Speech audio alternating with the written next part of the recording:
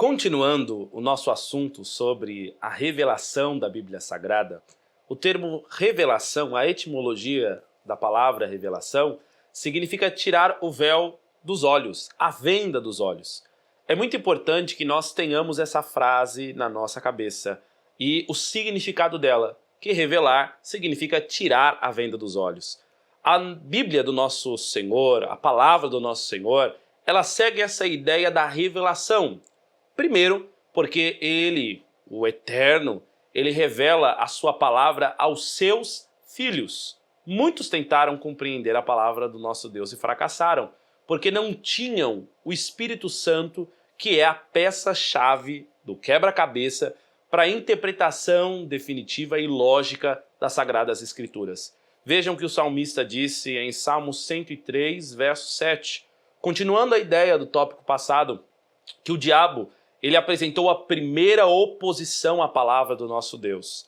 Quando nós olhamos para o livro do Gênesis, quando o Senhor ele cria todas as coisas e o Senhor dá uma ordem para Adão e Eva, a ordem era para que eles não comessem do fruto da árvore do conhecimento do bem e do mal, nem da árvore da vida.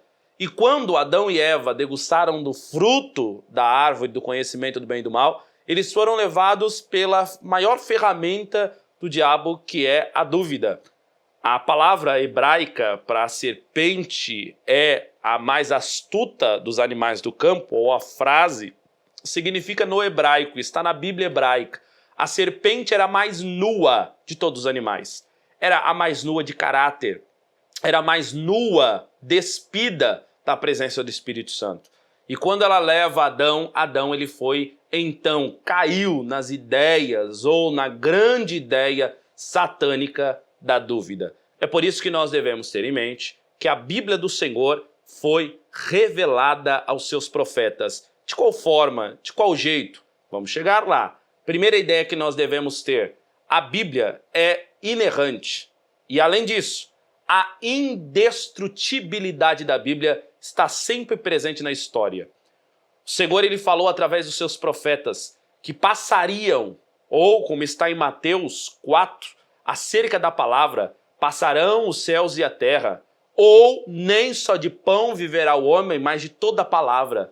Quando nós ressaltamos a ideia da Bíblia Sagrada, nós dizemos que em todas as culturas, a Bíblia, em algumas delas, foi rejeitada, foi perseguida, foi caçada, por que não dizer com a história do nazismo? Hitler planejava o fim da igreja, o fim da palavra do nosso Deus, e os seus planos foram frustrados.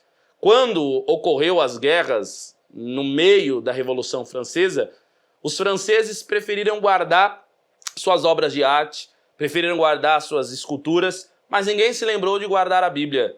E por que não se lembraram de guardar a Bíblia Sagrada? Porque disseram que se realmente fosse a palavra de Deus, a Bíblia ia permanecer de pé.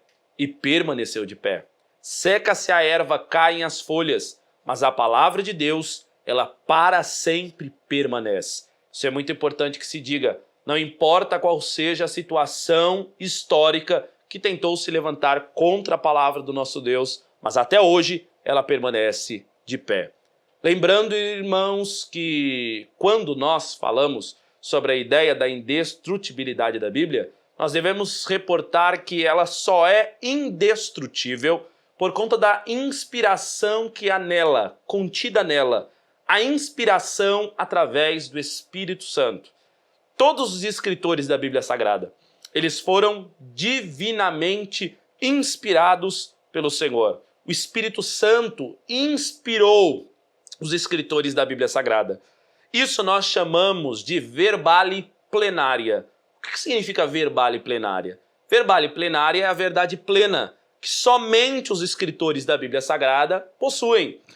Por exemplo, se eu quiser fazer uma Bíblia agora, a Bíblia do Kelvin ou do Santo Kelvin, eu não posso fazer uma Bíblia assim, eu não posso fazer uma Bíblia e dar a ela uma chancela de palavra, autoridade de palavra de Deus, porque não será.